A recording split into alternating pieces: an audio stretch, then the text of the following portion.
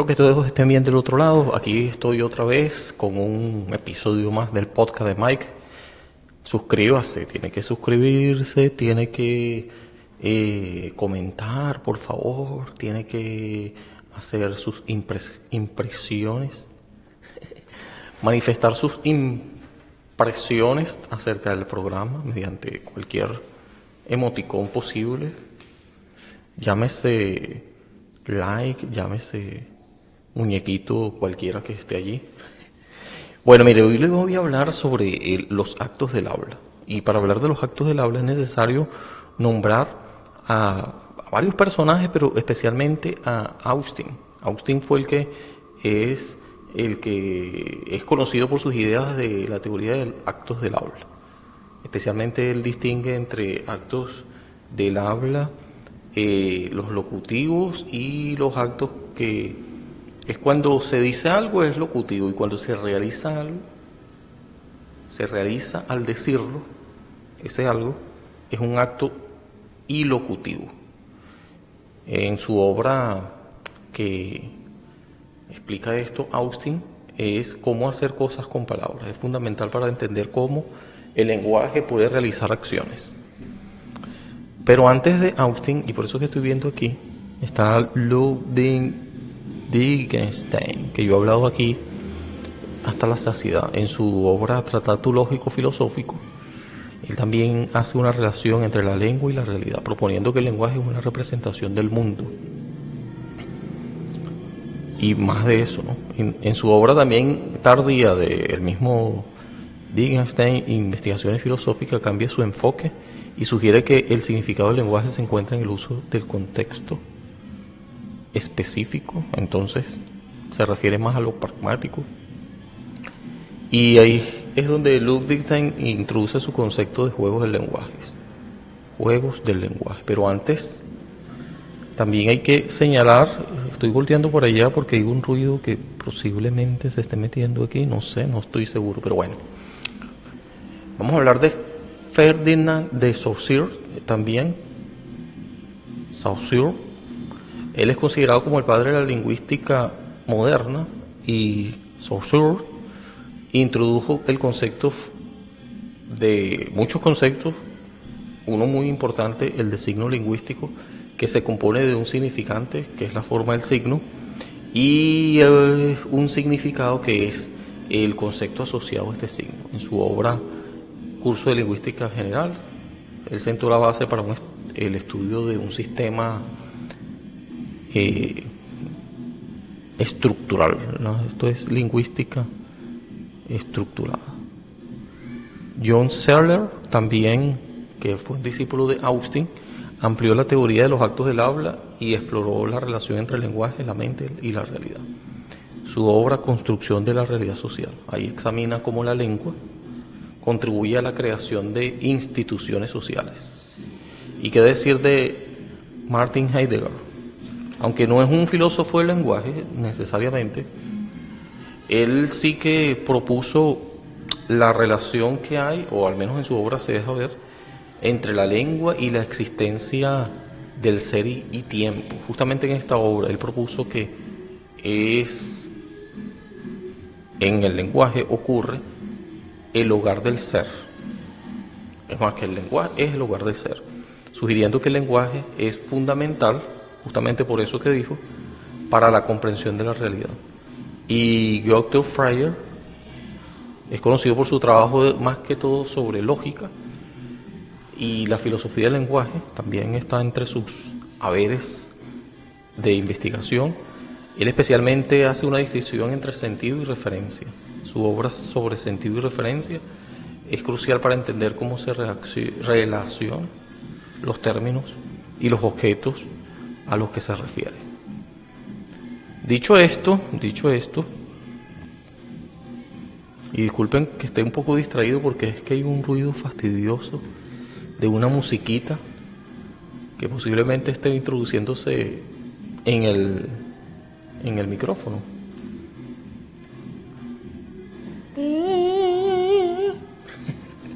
Bueno, no importa, vamos a continuar, vamos a ver cómo podemos arreglar eso en la edición, o si no, quedaría de fondo musical para nuestro tema.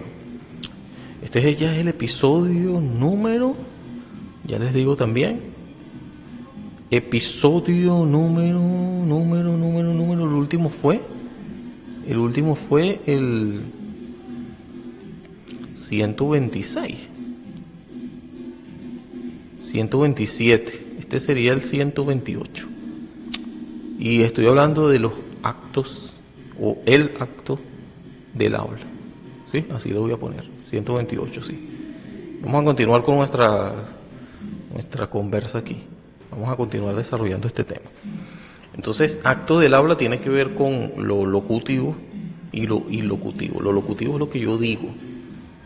Y lo ilocutivo, en pocas palabras, es lo que yo termino haciendo. Por ejemplo, los declaro marido y mujer. Lo que yo hago con el habla en ese momento es algo que representa una institución del matrimonio, por ejemplo. Los declaro marido y mujer.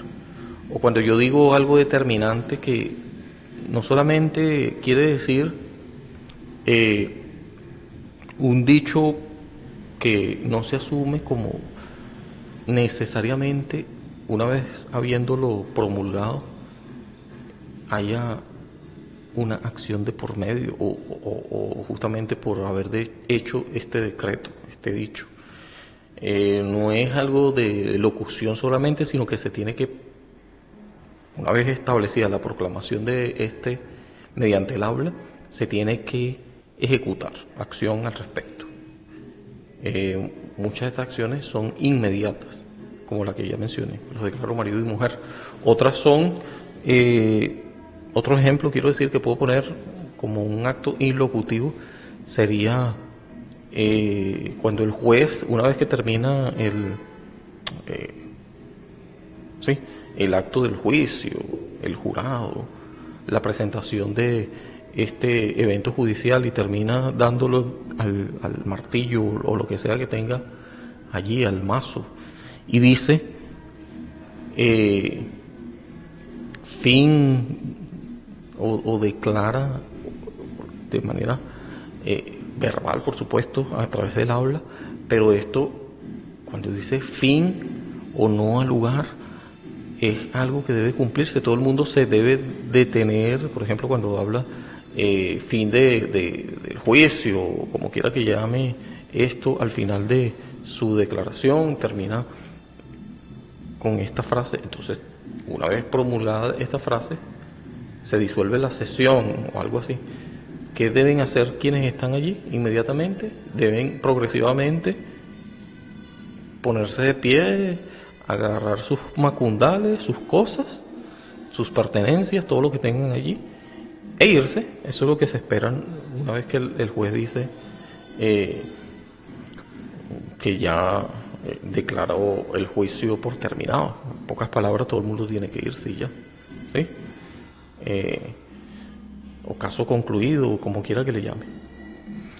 Estos son ejemplos de locutivos y locutivos.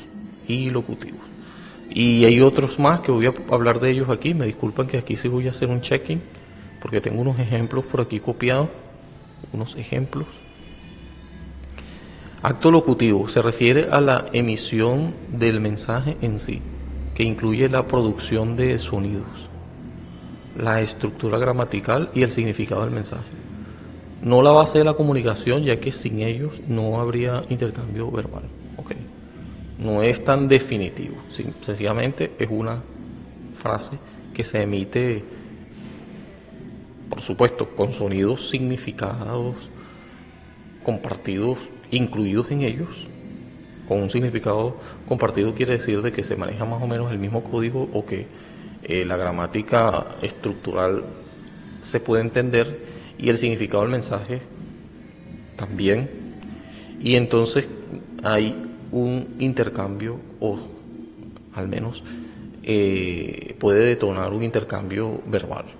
En cambio, el ilocutivo representa la intención del hablante al emitir un mensaje, emite un mensaje como ordenar, informar, prometer, sin necesidad de clarificar si es cierto o falso, no está esperando que se interpele, sino es un acto ya consolidado, consumado, logrado, es un fallo, algo fallido. Y dependiendo de si se cumple la intención del hablante o no,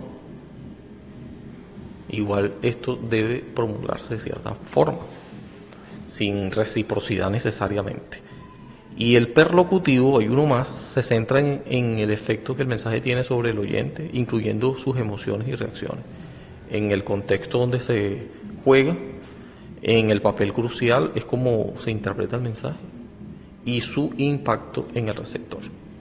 Porque es importante esto de los actos del habla, porque facilitan la comunicación efectiva, la comprensión del hablante y su oyente, ayudan a desarrollar competencias comunicativas esenciales en el aprendizaje de idioma, por ejemplo, y en las interacciones sociales. Además, permiten que los hablantes expresen sus intenciones de manera clara y a los oyentes ellos pueden interpretar correctamente el mensaje.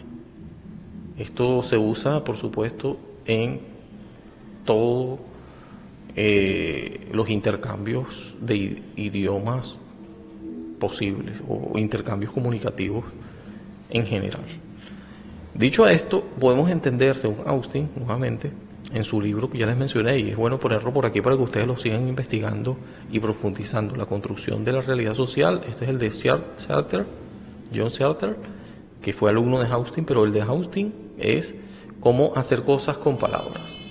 Vamos a ver si se los puedo poner por aquí, bueno, para que lo puedan consultar. Bueno, entonces,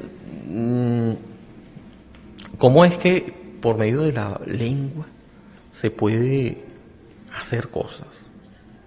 No es algo nada más de locución, como que puro bla bla bla bla bla bla bla y al final no hace nada, sino que se pierde tiempo hablando. ¿Acaso? No necesariamente, o más bien hablar constituye, como decía también, que ya lo mencioné, Martin Heidegger, es la vida misma. También algo así dijo Wittgenstein, ¿verdad? Hablar es como okay, se me movió el micrófono aquí. Hablar, actos del habla como lo decía Wittgenstein, tendría que ver con modos de vida, de todas maneras, ¿no? El lenguaje. Y Heidegger dice que es el hogar del ser. Eso estaba buscando aquí esta frase. El habla o la lengua o el lenguaje en general, ¿no? Y el habla en particular. El hogar del ser. Entonces yo cuando hablo, de alguna manera exteriorizo y transformo mi mundo, y cuando escucho también, cuando hay un intercambio comunicativo a través del lenguaje. Ahora, por supuesto que trasciende esto. Por supuesto que hay cosas que se quieren decir y no se dicen. O sea, que no se traducen en la lengua, porque de aquello que no se puede expresar, de lo que no se puede hablar, es mejor callar, como decía Wittgenstein también, ¿no?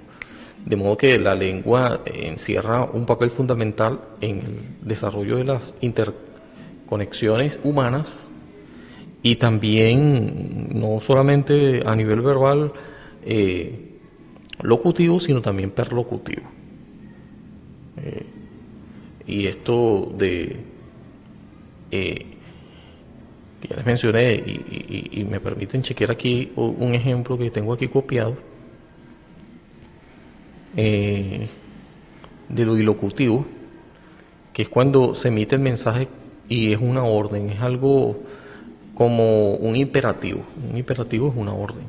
Un imperativo resulta que está completamente en una moldura, está empaquetado, de modo que no se puede alterar, o por lo menos no se espera que esta palabra, una vez escuchada, se pase por alto, sino que más bien tenga consecuencias inmediatas, como las que ya les mencioné en los ejemplos, ¿no?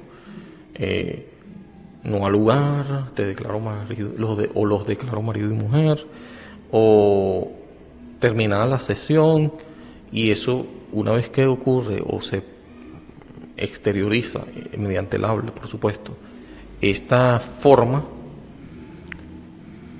se espera una reacción inmediata de los interlocutores, de los que están allí como receptores de este mensaje. Un mensaje muy claro que además tiene consecuencias inmediatas, repito, y muchas de ellas a largo plazo, o por lo menos se espera de que así sea, como que si estuvieran fijando o estableciendo también con ellos una especie de contrato. ¿Sí? Sí, pues cuando nosotros hablamos debemos tener mucho cuidado porque el habla no se echa de menos, el habla se toma muy en serio, la forma del habla, todo lo que implica. Y otra cosa es que cuando nosotros estamos hablando,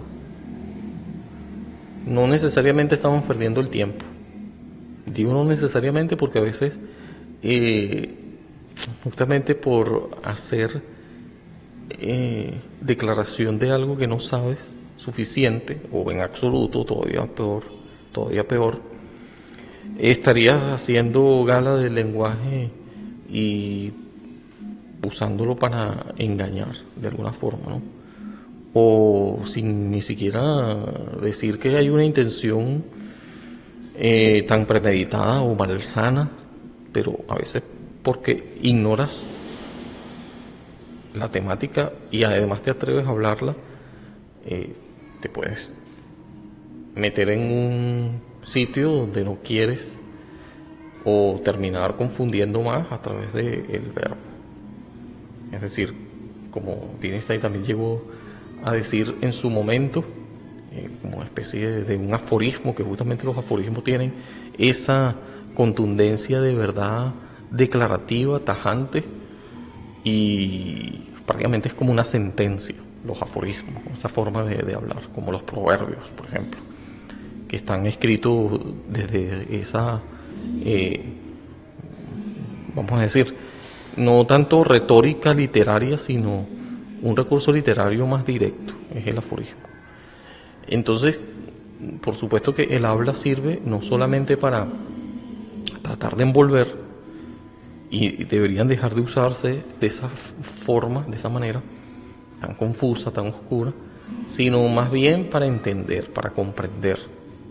Y también hay frases que son ya no ilocutivas o perlocutivas, sino algunas de ellas son sentencias tan declarativas que son tácitas, se expresan de una manera que no requieren mayor explicación, no son tan explícitas. De modo que ahí podemos entrar también en lo que es la connotación, ¿sí? Que es mucho más extensa, y la denotación, cuando se habla de forma denotativa, es mucho más, en ese caso, explícita. ¿Eh? Explícita es la connotativa, mejor dicho. La implícita o tácita es la que se pudiera decir denotativa, o deísta. Creo que aquí también hablé una vez de eso.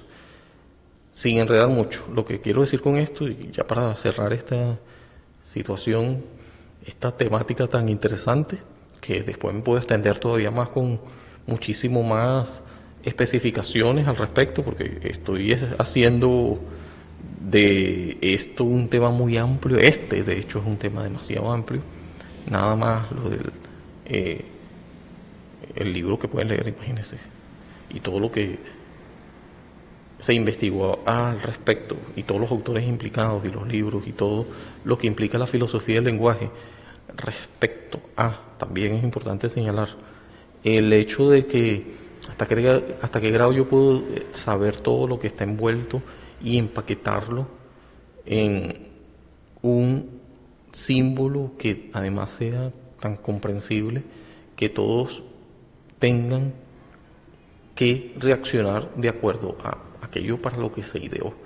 Si yo veo una X, este símbolo ya es de carácter universal y todo el mundo debería reaccionar en función a esa X. A lo mejor ya entienden por una convención social que una X es una incógnita, es algo que no se sabe.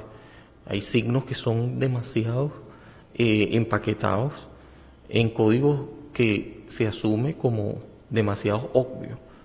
Entonces está en el plano de lo implícito, de lo tácito, de lo denotativo y de lo, si queremos decir, en cuanto al acto del habla, evocando inmediatamente una reacción que es la esperada, para la cual se formuló, empaquetada, resumida en ese signo que puede estar en código de grafema o de morfema o fonema, ¿sí? Es decir, puede tener un sonido o necesariamente, o no necesariamente, también puede ser una representación simbólica visual, es decir, un morfema y ya, un grafema, si le queremos decir. Solamente que esta convención social, o sea, todos nos hemos puesto de acuerdo para que cuando veamos una X se nos venga a la mente ideográficamente como que si de un significante se tratara, que evoca un significado que sin lo podemos poner en este caso con el ejemplo de la X, es una incógnita, es algo que no se sabe. Y por eso es que el lenguaje matemático resulta ser más claro, menos confuso, y aquí hay muchos detractores que pudieran decir, claro, pero es que confuso para aquel que lo entiende, pero sí es posible entenderlo y fijarlo. No se puede dejar a la imaginación y a estas formas que ya son más declarativas en el plano de lo que está en el terreno de lo connotativo, sino más bien son sentencias y es más, si se quiere, riguroso. Y justamente por eso es que las ciencias exactas, entre comillas, resultan ser difícil en cuanto a hay que grabarse todo eso, hay que entender ese código según este acuerdo y ya no se puede agregar ni quitar. En todo caso, vendría a ser algo restrictivo. Y en cambio las ciencias sociales son, si se pone a ver uno bien esto, todavía mucho más extensas y difíciles, densas y confusas, porque pueden ser de una forma u otra, de modo que hay mucho perspectivismo allí, hay mucho relativismo también. No es el caso con las ciencias exactas, porque van en estos códigos que expresó también este profesor de Wittgenstein. ¿Cómo se llama él? Vamos a decir aquí, porque no me quiero ir sin eso, ya voy a cerrar. Russell, ¿sí? Bertrand Russell. Lo estoy buscando aquí, pero ya me acordé. Bertrand Russell. Muy bien, pero eso lo podemos tocar otro día. ¿Cómo es que un símbolo se hace un acuerdo relacionado con él y por eso es arbitrario y por eso es una construcción social y por eso es que es algo dado? Ya después voy a hablar de eso, ¿no? El mito de lo dado. Y una vez que tú te lo aprendes de cierta manera, porque ya te precede, entrando en este convenio que ni siquiera formaste parte activa de él, es decir, nadie te preguntó si estabas de acuerdo o no, sencillamente tendrías que aprenderlo. Estos códigos lingüísticos, hablando de la lengua, pero también de los códigos en general, que terminarían definiendo, por ejemplo, lenguaje matemático también, ¿no? Que son códigos, se puede decir que con un nivel de abstracción mucho más complejo, pero ya les dije que más complejo, en todo caso, es aquello que es más arbitrario y de una perspectiva tal que tiende al relativismo todo el tiempo, ¿no? Y sería más este arraigo que sostiene las ciencias sociales, no tanto las ciencias rigurosas. Pero esto lo podemos hablar otro día, esto de el acto de el habla, creo que es fácil de entender en la medida que nosotros sabemos que que nuestra manera de hablar puede ser prelocutiva, puede ser locutiva, puede ser también que se vea en ello una sentencia. Lo locutivo más bien es una emisión del mensaje y ya. Lo ilocutivo es una intención del hablante que ya tiene consigo envuelto un poder y una sentencia, que esta declaración no es puro bla bla bla, sino que se espera que se ejecute. De hecho, que se ejecute no solamente a posteriori, sino a priori. Y el acto perlocutivo, que se centra en los efectos del mensaje sobre el oyente, ya en código de su papel como interpretante, como aquel que infiere, que es parte activa del mensaje, del cómo lo entiende, ¿no? Cómo lo interpreta. Muy bien, hasta aquí lo voy a dejar porque esto puede ser más largo, pero ya está bien. Y después vamos a hablar un poco, aparte del acto del habla, que seguramente lo seguiré ampliando en cuanto a algunos detalles que nada, yo no puedo decir todo en un momento, ni en un vídeo. Y me quedo con la sensación de explicar más, y es importante que lo haga en algún momento, de esto de Bertrand Russell y cómo nosotros, sin formar parte activa del acuerdo, sino sencillamente se nos fue dado, el mito de lo dado, es algo que habría que revisar más a fondo para saber cómo nosotros permanentemente estamos en una sociedad que nos da una lengua y que la usamos de manera práctica y en función del uso, como decía Wittgenstein. Lo más importante ahí es el uso y la pragmática de la lengua, en definitiva.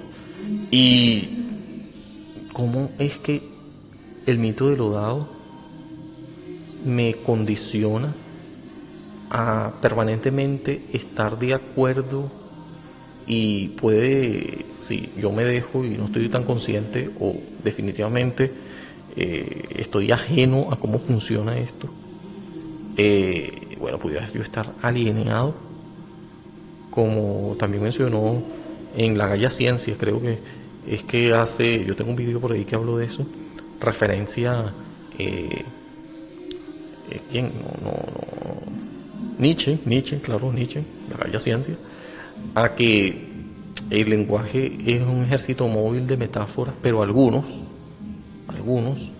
se han atrevido a, por costumbre, y no es una intención tan atrevida, la verdad, sino sencillamente arrastrado por las costumbres, de manera inconsciente muchas de las veces, hecho del lenguaje, que es una construcción, un contrato social móvil, y entonces lo han convertido en algo fijo, lo han convertido en un ser y en una esencia, más bien inclinándose a Parménides y no tanto a Heráclito, de el asunto de que el ser es y el ser no es, Parménides, y de Heráclito todo fluye, nada permanece, que se parece mucho más a un ejército móvil, no inmutable, y eso es el lenguaje. Aunque sí, por el momento pudiéramos quedarnos con la idea